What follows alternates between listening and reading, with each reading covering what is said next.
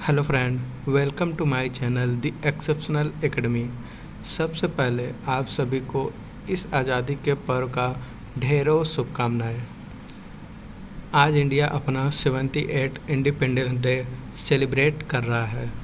तो इतने साल इंडिया को आज़ाद हुए हो गए। 1947 से लेकर के 2024 आज का टाइम, कितने बदलाव हुए इंडिया में। लोगों में क्या बदलाव देखे गए। क्या इंडिया आज पावरफुल देशों के साथ स्टैंड कर पा रहा है कि नहीं। अगर नहीं कर पा रहा है तो कहाँ कमियां रह गई हैं। इंडिया जो आज के टाइम पर दुनिया का 7वां सबसे बड़ा देश लैंड एरिया के हिसाब से माना जाता है, और अगर पॉपुलेशन के बेसिस पर बात करें तो वहाँ पर हम लोग तो टॉप करते हैं। खैर, कहीं तो टॉप कर रहे हैं। तो ऐसे ही हम लोग आज बात करेंगे एक मुद्दे पर, न्यूक्लियर एनर्जी को लेकर के, कि इंडिया को आज के टाइम पर न्यूक्लियर की तरफ जाने का क्यों ज़रूरत आन पड़ी है। हमारे पास क्या है, एक लार्ज नंबर ऑफ पॉपुलेशन है, और आज के टाइम पर इलेक्ट्रिसिटी जो इकोनॉमिक के पर्पस से या तो लोगों के डेली नीड्स के हिसाब से इलेक्ट्रिसिटी आज के टाइम पर बहुत ही ज़्यादा इम्पोर्टेंस रखती है, और उसमें न्यूक्लियर जो है एक सिग्निफिकेंस रोल निभाती है। तो इसके बारे में हम लोग बात करेंगे। तो चलते हैं अपने टॉपिक की तरफ। देखिए, है क्या, इंडिया आज के टाइम पर डेवलपिंग कंट्री माना जाता है, और एक डेवलपिंग कंट्री को अगर डेवलप कंट्री बनाना है तो उसकी इकोनॉमी को बेटर करना पड़ेगा। और इकोनॉमिक कैसे बेटर होगी, इकोनॉमिक तभी अच्छी रन करेगी जब आपकी इलेक्ट्रिसिटी एनर्जी सिस्टम अच्छी होगी। क्योंकि पूरी इकोनॉमी, जैसे इंडस्ट्री हो गया, कंपनी हो गई, कॉरपोरेशन हो गए, सब डिपेंड होते हैं किस पे, आज के टाइम पर एनर्जी पर। और आज के टाइम पर जो इंडिया है वह तीसरा ऐसा कंट्री है पूरे वर्ल्ड में जो सबसे ज़्यादा एनर्जी कंज्यूम कर रहा है। ओके, अब इतनी बड़ी पॉपुलेशन हमारी है, तो इतनी बड़ी पॉपुलेशन के लिए जो फॉसिल फ्यूल से हम लोग एनर्जी निकाल रहे हैं वो काफ़ी नहीं है, वो सफिशिएंट नहीं है, क्योंकि उससे सभी लोगों की नीड्स जो है वो पूरा नहीं हो पाएगी। इसके लिए हमको करना क्या पड़ेगा, इसके लिए इंडियन गवर्नमेंट को न्यूक्लियर की तरफ जाना ही पड़ेगा। जो न्यूक्लियर एनर्जी है उससे हम लोग इलेक्ट्रिसिटी पैदा कर सकते हैं। ऐसा क्यों? ऐसा इसलिए कि अभी आगे बताते हैं कि न्यूक्लियर का पावर कितना, एक यूरेनियम जो न्यूक्लियर में यूज होता है पावर जनरेट करने के लिए, उसकी बाकी लोगों से अगर कंपैरिजन करेंगे तो यूरेनियम कितना आगे स्टैंड करता है वो अभी हम दिखाएंगे। उसके पहले ये जान लेते हैं कि न्यूक्लियर एनर्जी होती क्या चीज़ है। देखिए, न्यूक्लियर एनर्जी को अगर हम लोग डिफ़ाइन करें तो कह सकते हैं कि यह एक ऐसे एनर्जी का फॉर्म होता है जहाँ पर न्यूक्लियस से मतलब किसी एटम्स के कोर से हम लोग कोई एनर्जी रिलीज करवाते हैं। अब वो एटम्स कोई भी हो सकता है, तो उसके जो एटम्स हम लोग लेंगे उसके कोर से या तो न्यूक्लियस से बोल सकते हैं, एनर्जी रिलीज कराने के प्रोसेस को ही न्यूक्लियर एनर्जी कहा जाता है।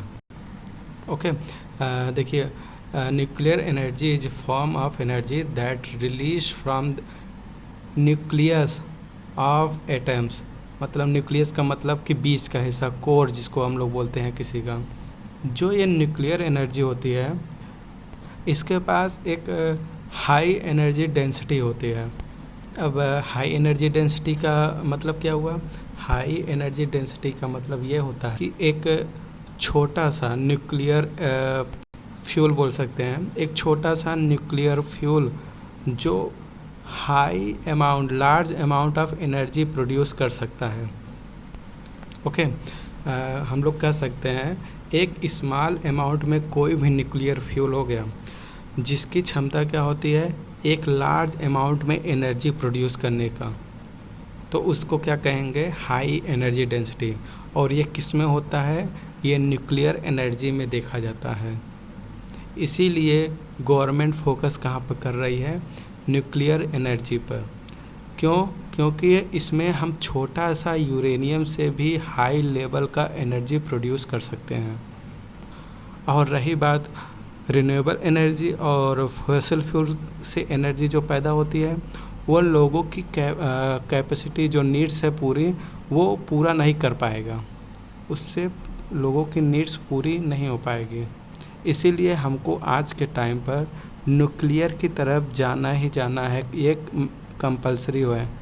अगर लोगों की नीड्स पूरा करना है, टेक्नोलॉजी का टाइम चल रहा है, इंडिया डेवलपिंग से डेवलप कंट्री बनने जा रही है, तो उसके लिए हमको आज के टाइम पर एनर्जी का भरपूर मात्रा में ज़रूरत पड़ेगा। अब एक छोटा सा यूरेनियम का टुकड़ा कितना पावरफुल होता है ये देख लीजिए। देखिए, एक यूरेनियम का पैलेट जो न्यूक्लियर एनर्जी में यूज किया जाता है, यूरेनियम, उसकी बात कर रहा हूँ। एक छोटा सा टुकड़ा कितने इंच का? 1 इंच का। उसकी पावर देखिए, इसमें जो एनर्जी प्रोड्यूस होगी, निकलेगी एनर्जी, जो एनर्जी रिलीज हो रही है यूरेनियम से, वो कितने अमाउंट में नेचुरल गैस के बराबर है? 70,000 क्यूबिक फीट से जो नेचुरल गैस निकलती है, उसके बराबर 1 इंच का टुकड़ा जो यूरेनियम का है वो एनर्जी रिलीज़ कर देगा। और बात करें 1 टन कोयले का यूज़ करके हम लोग जितना एनर्जी निकालते हैं, वो केवल 1 इंच का यूरेनियम का पैलेट में उतना एनर्जी क्या होगा? रिलीज़ हो जाएगा। बताइए, अब इसमें हमको फ़ायदा किस में है? हमको फ़ायदा यूरेनियम में है। हम लोग जहाँ 1 टन कोयले का इस्तेमाल करके एनर्जी जितना निकालेंगे, उतना ही एनर्जी, सेम अमाउंट में एनर्जी हम लोग केवल 1 इंच के यूरेनियम से निकाल सकते हैं। ये होता है पावर न्यूक्लियर का। अब अंदाज़ा लगा लीजिए कि ये कितना पावरफुल है। ओके, अब चलते हैं आगे। अब बात करते हैं कि न्यूक्लियर एनर्जी को हम लोग किस किस मेथड से एक्सट्रैक्ट कर सकते हैं, मतलब कि कौन कौन से मेथड होते हैं न्यूक्लियर एनर्जी को प्राप्त करने के लिए। तो इसमें 2 मेथड होते हैं, एक फिजन का प्रोसेस होता है, एक फ्यूजन का प्रोसेस होता है। तो फिजन और फ्यूजन के बारे में हम लोग जानेंगे कि यहाँ पर न्यूक्लियर फिजन क्या होती है, न्यूक्लियर फ्यूजन क्या चीज़ होती है। आप लोग शायद जो साइंस डिपार्टमेंट के बच्चे होंगे तो जानते ही होंगे कि फिजन क्या चीज़ होती है, बट यहाँ पर हम लोग एक बार फिर से जान लेते हैं कि न्यूक्लियर फिजन क्या चीज़ होती है। देखिए, फिजन के प्रोसेस में क्या होता है कि हम लोग कोई एटम हो गया, उस एटम के जो कोर हैं, जिसको हम लोग न्यूक्लियस बोलते हैं, उसको कई भागों, छोटे छोटे भागों में तोड़ना। जब हम लोग इसको तोड़ते हैं तो उसमें कुछ एनर्जी रिलीज होती है, तो इसको ही हम लोग क्या बोलते हैं? Nuclear energy. तो मतलब क्या हो गया कि फिजन के प्रोसेस में जब एक एटम के न्यूक्लियस को छोटे छोटे स्मॉल भाग में क्या करते हैं? तोड़ते हैं, तो वहाँ पर एक लार्ज अमाउंट में क्या होता है? एनर्जी रिलीज होती है। तो जो एनर्जी रिलीज हो रही है, यही प्रोसेस क्या हो गया? न्यूक्लियर फ्यूजन का प्रोसेस हो गया। अगर हम लोग न्यूक्लियर फ्यूजन की बात करें तो इस प्रोसेस में हम लोग प्राइमरीली यूज करते हैं यूरेनियम 235 का। यूरेनियम 235 या तो कह सकते हैं कि प्लूटोनियम 239, इन दोनों का ज़्यादा से ज़्यादा यूज होता है। किसमें? फ्यूजन के प्रोसेस में। वही दूसरी तरफ अगर हम लोग फ्यूजन की बात करें, न्यूक्लियर फ्यूजन, अब न्यूक्लियर फ्यूजन में सेम प्रोसेस उल्टा होता है। इसमें क्या होगा कि छोटे छोटे न्यूक्लियाई, मतलब एक किसी एटम के छोटे छोटे भाग हो गए, उसको जोड़ करके एक बड़ा सा भाग बनाना, मतलब न्यूक्लियस का फॉर्म देना। तो उसमें जो एनर्जी रिलीज हो रही है, तो उस प्रोसेस को हम लोग क्या बोलेंगे? Nuclear fusion. मतलब हम लोग कह सकते हैं कि 2 लाइट एटम्स हो गए, 2 या 2 से अधिक जो लाइट एटम्स हो गए, उसको कंबाइन करके एक हैवियर न्यूक्लियस बनाना। तो इस प्रोसेस में जो एनर्जी रिलीज हो रही है तो उसको हम लोग क्या बोलेंगे, न्यूक्लियर फ्यूजन। ओके, अगर हम लोग इसके एग्जाम्पल की बात करें, जैसे हीलियम का नाम आप लोगों ने सुना होगा। तो होता क्या है कि जब हीलियम, ट्राइटेरियम और ड्यूटेरियम ये लोग सब सब्स्टिट्यूट हैं आपस में, तो क्या होता है कि आपस में मिलते हैं तो एक बड़ा एक हैवियर न्यूक्लियस बनाते हैं, तो इसमें एक एनर्जी रिलीज होती है। तो ऐसे ही प्रोसेस को हम लोग क्या बोलेंगे, न्यूक्लियर फ्यूजन। न्यूक्लियर फ्यूजन का और सबसे बढ़िया एग्जांपल अगर आप लोगों को जानना है तो कह सकते हैं कि हमारा सूरज, जो हमारी स्टार हैं, हमारे सूरज हैं, ये लोग जो एनर्जी रिलीज करते हैं, ये इसी प्रोसेस से, फ्यूजन के प्रोसेस से ही एनर्जी रिलीज करते हैं। कैसे? आपको पता है कि सूरज में क्या है, हीलियम की मात्रा ज़्यादा है, तो वहाँ पर जो ट्राइटेरियम और ड्यूटेरियम है ये आपस में मिलते हैं और एक हैवियर न्यूक्लियस फॉर्म करते हैं, कंबाइन होकर एक बड़ा सा न्यूक्लियस बनाते हैं। और उस प्रोसेस में उनको बहुत ज़्यादा एनर्जी रिलीज़ करना पड़ता है। बहुत, जैसे आप ज़्यादा मेहनत करेंगे तो एनर्जी लॉस होती है, ऐसे ही वहाँ पर एक एनर्जी लॉस होती है, इसको बोल सकते हैं। तो जो एनर्जी वो रिलीज़ होकर हो रही है, तो वही एनर्जी को हम लोग क्या बोलते हैं, उस प्रोसेस को न्यूक्लियर फ्यूजन। अब ये तो बात हमने अभी किया मेथड के बारे में कि कौन कौन से मेथड होते हैं न्यूक्लियर एनर्जी को रिलीज़ करने में। ओके, अब बात करते हैं स्टेटस क्या है जो हमारे इंडिया में एनर्जी को लेकर के, यहाँ पर स्टेटस मतलब कि पोजीशन क्या है इंडिया का। देखिए, आज के टाइम पर क्या है कि जो न्यूक्लियर एनर्जी है इंडिया में, ये 5वां ऐसा सोर्स है इलेक्ट्रिसिटी का जो इंडिया कंज्यूम कर रहा है एनर्जी को। ओके, तो सबसे ज़्यादा जो एनर्जी इंडिया कंज्यूम करती है वह कहाँ से करती है, थर्मल पावर से। इसको याद रखे रहिएगा, थर्मल पावर से सबसे ज़्यादा इंडिया जो है एनर्जी कंज्यूम करता है। और जो हमारा न्यूक्लियर एनर्जी है, यह इलेक्ट्रिसिटी प्रोड्यूस करने के मामले में किस नंबर पर आती है इंडिया में, ये 5वें नंबर पर आता है। ओके, तो ये करंट के लिए इसको याद रखे रहिएगा कि थर्मल पावर ये लार्जर सोर्स है इलेक्ट्रिसिटी का इंडिया में, जिस पर हम लोग सबसे ज़्यादा डिपेंड है आज के टाइम पर। और न्यूक्लियर जो है वो 5वें नंबर पर आता है, जिस पर हम लोग डिपेंड है इलेक्ट्रिसिटी के मामले में। थर्मल पावर क्या होता है, थर्मल पावर में होता क्या है कि इसमें स्टीम से क्या होता है कि हम लोग इलेक्ट्रिसिटी पैदा करने का प्रयास करते हैं। स्टीम से कैसे, तो हमारे पास कुछ रॉ मटेरियल होते हैं, जैसे कोयला हो गया, तो कोयले से हम लोग क्या करते हैं, स्टीम बनाते हैं, और उस स्टीम से क्या होता है कि थर्मल पावर हम लोग जनरेट करते हैं। ओके, हमारे इंडिया में क्या है कि आज के टाइम पर टोटल 22 न्यूक्लियर रिएक्टर हैं, और ये 22 न्यूक्लियर रिएक्टर में जो 7 जो हैं इंडिया में पावर प्लांट्स हैं न्यूक्लियर के। तो 22 तो याद करने का ज़रूरत नहीं है, जो हमारे मेन 7 पावर प्लांट हैं इसके बारे में लेकिन जानते रहिए। सबसे पहला जो हमारा पावर प्लांट आता है वो है तारापुर एटॉमिक पावर स्टेशंस।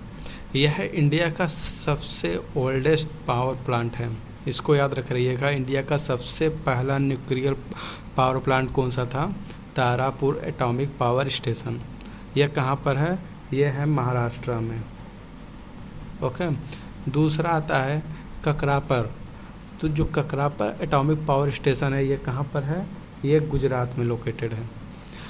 एक इसमें और फैक्ट की बात याद रख रही है कि जो ककरापर एटॉमिक पावर स्टेशन है यह इंडिया का इंडिजीनियस डेवलप पावर प्लांट है, मतलब ये इंडिया खुद डेवलप किया है। ठीक है, इंडिया का बिगेस्ट, हम लोग कह सकते हैं कि indigenous develop biggest power plant के नाम से जाना जाता है। तो उसके बाद आता है एक कुंडनकुलम एटॉमिक पावर स्टेशन। ये कहाँ पर है, ये तमिलनाडु में है। और Kaiga nuclear power plant station ये कर्नाटका में है। उसके बाद मद्रास नाम से पता चल रहा है तमिलनाडु में होगा। राजस्थान तो ये नाम से पता चला राजस्थान से। नरोरा एटॉमिक पावर स्टेशंस, ये कहाँ पर है? ये यूपी में है। और इन सबको रेगुलेट किया जाता है गवर्नमेंट ऑफ इंडिया के द्वारा। तो गवर्नमेंट ऑफ इंडिया में जो NPCIL हमारे पास कॉरपोरेशन है, इसका पूरा नाम nuclear power corporation of India limited, NPCIL, ये इसको देखने और रेगुलेट करने का काम करता है। इसके अलावा एक और न्यूक्लियर पावर प्लांट हम बनाया जा रहा है जो अभी अंडर प्रोसेस में है, कंस्ट्रक्शन अभी हो रहा है उसका, जो गोरखपुर न्यूक्लियर पावर प्रोजेक्ट, अभी ये अंडर प्रोजेक्ट पे है। तो इसको गोरखपुर नाम सुन करके ये मत समझिएगा कि ये यूपी में बन रहा है, ये हरियाणा में बन रहा है। ओके, अभी फ़िलहाल हमारे पास कितने न्यूक्लियर पावर प्लांट हैं? टोटल 7 पावर प्लांट हैं। ओके, इसमें से जो तारापुर है वो सबसे ओल्डेस्ट है, और जो ककरापर है वो हमारा इंडिजीनियस है, मतलब इसको हमने खुद डेवलप किया है। एक अंडर कंस्ट्रक्शन में है हरियाणा में, जिसका नाम है गोरखपुर न्यूक्लियर पावर प्रोजेक्ट। ठीक है, अब बात करते हैं, ये तो न्यूक्लियर पावर प्लांट हो गया। तो इसके अलावा हमारे पास थोरियम बेस्ड न्यूक्लियर प्लांट भी है, जिसका नाम है भावनी और कामनी। ठीक है, तो जो कामनी है वो कहाँ पर है? कलपक्कम में है। अब इतना हम लोग न्यूक्लियर पावर के बारे में पढ़ें, लेकिन क्यों पढ़ रहे हैं, क्या ज़रूरत है इसका? देखिए, सबसे पहला हमको इसकी ज़रूरत इसलिए है क्योंकि जो फॉसिल फ्यूल है जिससे हम लोग एनर्जी जनरेट कर रहे हैं, वो जो है लिमिटेड है। लिमिटेड क्यों है? हम बात कर रहे हैं जीवाश्म का। देखिए, एक समय ऐसा आएगा जब इसका अधिक से ज़्यादा कंजम्पशन होने के कारण से ये अपने अंतिम स्टेज पर होगी। और इसके अलावा जो फॉसिल फ्यूल है, इससे हम उस लेवल का एनर्जी जनरेट नहीं कर सकते जो आज के टाइम पर हमको नीड है। हमारी पॉपुलेशन दुनिया की सबसे बड़ी पॉपुलेशन है, हम लोग टॉप पर आते हैं, और इतनी बड़ी पॉपुलेशन को अगर रन कराना है तो बेटर इलेक्ट्रिसिटी रहना ज़रूरी है। क्यों? क्योंकि हमको एक डेवलपिंग नेशन से डेवलप नेशन बनना है, और इसके लिए हमको अपनी इंडस्ट्री बेटर करना पड़ेगा, अपनी कॉरपोरेशन अच्छी करनी पड़ेगी, गांव की जो रहन सहन है उसको सही करना पड़ेगा। और ये कब होगा? जब इलेक्ट्रिसिटी हम लोग अच्छे से प्रोवाइड कर पाएंगे हर जगह पर। ऐसे जो ये ख्वाब है डेवलपिंग नेशन से डेवलप नेशन बनना, ये ख्वाब ही रहेगा। फिर आगे कई साल बीतेगा, फिर हम लोग नया टारगेट बनाएंगे कि ये सन से ये सन तक हमको डेवलप बनना है, बस ये चलता रहेगा। अब जो ये फॉसिल फ्यूल है ये सबकी नीड्स पूरा नहीं कर पाएगा, तो इसका जगह कौन लेगा? इसका जगह ले सकता है न्यूक्लियर एनर्जी।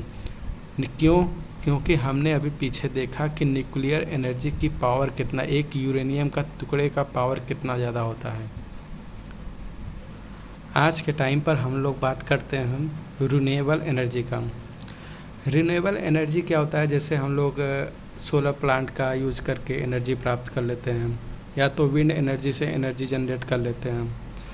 क्या आपको लगता है कि जो सोलर प्लांट है या तो विंड एनर्जी से हम लोग जो एनर्जी जनरेट कर रहे हैं, ये काफ़ी है हम लोग के लिए? इससे क्या सभी की आवश्यकता पूरी हो सकती है? नहीं हो पाएगी। क्यों? क्योंकि देखिए, हमारे पास जो बैरन लैंड है, मतलब जहाँ पर खेती वगैरह नहीं हो सकती, वो लिमिटेड है, और आपको एनर्जी बड़े पॉपुलेशन को देना है। बहुत ज़्यादा कंज्यूम हो रही है आज के टाइम पर एनर्जी, हम लोग तीसरे नंबर पर आते हैं। तो जो ये सोलर और विंड एनर्जी से जो हम लोग इलेक्ट्रिसिटी जनरेट कर रहे हैं, ये काफ़ी नहीं है। क्यों? क्योंकि ये लिमिटेड एरिया में ही लगा सकते हैं, हर जगह इसको नहीं लगा पाएंगे। तो और ये जो बैरन लैंड है जहाँ पर खेती वगैरह नहीं हो सकती, ये सब लिमिटेड है।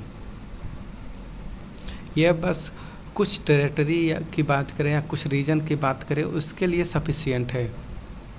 पूरे कंट्री वाइज सभी के लिए कहिए कि इससे हम इलेक्ट्रिसिटी सबको दे देंगे, तो ये नहीं हो पाएगा। क्यों नहीं हो पाएगा? यही रिस्ट्रिक्शन है हमारे पास कि ये लिमिटेड एरिया में जितने बैरन लैंड है वो लिमिटेड है, अनकल्टिवेटेड जो लैंड है हमारे पास वो लिमिटेड है। हमारे पास एक BMI रिसर्च का डाटा आता है, मतलब बिजनेस मॉनिटरिंग इंटरनेशनल के नाम से जाना जाता है वो BMI। वो क्या कहती है? वो कहती है कि इंडिया जो है 2032 तक जो आज के टाइम का हम लोग इलेक्ट्रिसिटी कंज्यूम कर रहे हैं, जो एनर्जी कंज्यूम कर रहे हैं, उसका 70% ग्रो हो जाएगा डिमांड। कब तक? 2032 तक। 2032 में आज के टाइम का 70% ज़्यादा डिमांड ग्रो हो जाएगा लोगों का। किसको लेकर के? इलेक्ट्रिसिटी को लेकर के। अब 2032 तक जब इतना ज़्यादा लोगों का डिमांड बढ़ जाएगा इलेक्ट्रिसिटी को लेकर के, तो ये इतने ज़्यादा हम इलेक्ट्रिसिटी कहाँ से निकालेंगे, कैसे सबको देंगे? तो बस ये कहिए कि फॉसिल फ्यूल से या तो सोलर एनर्जी से हम लोग एनर्जी जनरेट करके सब नीड्स पूरा कर ले सबका, तो नहीं हो पाएगा। क्यों नहीं हो पाएगा? क्योंकि रिस्ट्रिक्शन है कुछ। क्यों? क्या रिस्ट्रिक्शन है? कि लिमिटेड रिसोर्स है फॉसिल फ्यूल के लिए, बैरन लैंड हमारे पास उतने ज़्यादा नहीं है, हर जगह हम लगा नहीं सकते सोलर प्लांट। तो ये सब जो है ये लिमिटेशन है हमारा। थर्ड बात करें तो clean and carbon free. Clean and carbon free, देखिए जो न्यूक्लियर एनर्जीज होती है इसमें ग्रीन हाउस जो एमिशन होता है वो नहीं प्रोड्यूस होती है न्यूक्लियर एनर्जी के टाइम पर। हाँ, हार्मफुल है, लेकिन कब है? जो इसकी वेस्टेज होती है वो हार्मफुल है। बाकी न्यूक्लियर के प्रोसेस में जो होता है ग्रीन हाउस गैस का एमिशन वो नहीं होता है। बाकी जो इसका वेस्टेज है वो काफ़ी ज़्यादा हार्मफुल है, वो इन्वायरमेंट को बहुत डैमेज करता है। इसके अलावा हम लोग बात करें तो ये चीपर होता है। चीपर क्यों होता है? चीपर इसलिए होता है कि जैसे अभी हमने पीछे बात किया कि 1 टन कोयले से जितना हम लोग एनर्जी प्रोड्यूस करेंगे वो केवल यूरेनियम का 1 इंच का टुकड़ा उतना एनर्जी प्रोड्यूस कर देगा, इसलिए यह चीपर है। इसके अलावा हम लोग नेट ज़ीरो का टारगेट भी लेकर चलते हैं कि हमको नेट ज़ीरो अचीव करना है। नेट ज़ीरो क्या होता है? Carbon free nation. हम कार्बन ज़ीरो कर लेंगे अपने नेशन में। तो ये कब होगा? ये तब होगा जब हम लोग कोयला छोड़ करके न्यूक्लियर पर जाएंगे, या तो सोलर पर जाएंगे, या तो विंड एनर्जी पर जाएंगे, रिन्यूएबल एनर्जी का यूज करेंगे। तो न्यूक्लियर से भी कार्बन एमिशन नहीं होता है। हाँ, बस उसके वेस्टेज पर थोड़ा ध्यान देना पड़ेगा, बाकी कार्बन एमिशन नहीं होता। ग्रीन हाउस गैस जो एमिशन है वो इन्वायरमेंट पे नहीं होती है। तो जो हमारा टारगेट है इससे फुलफिल हो सकता है। और इसके अलावा इकोनॉमिक ग्रोथ और जॉब क्रिएशन के लिए क्या है कि ये प्रोसेस को हम लोग को अपनाना चाहिए। किसका? न्यूक्लियर एनर्जी का। तो फाइनली बात ये निकल कर आती है, इतना हम लोग पढ़ें क्यों? इसलिए पढ़ें क्योंकि आज के टाइम पर हमको इलेक्ट्रिसिटी का काफ़ी ज़्यादा आवश्यकता है। तो वो फॉसिल फ्यूल और कहिए कि सोलर प्लांट, विंड एनर्जी से इलेक्ट्रिसिटी हम प्रोड्यूस करके सभी की डिमांड पूरा कर दें, तो वो इम्पॉसिबल है।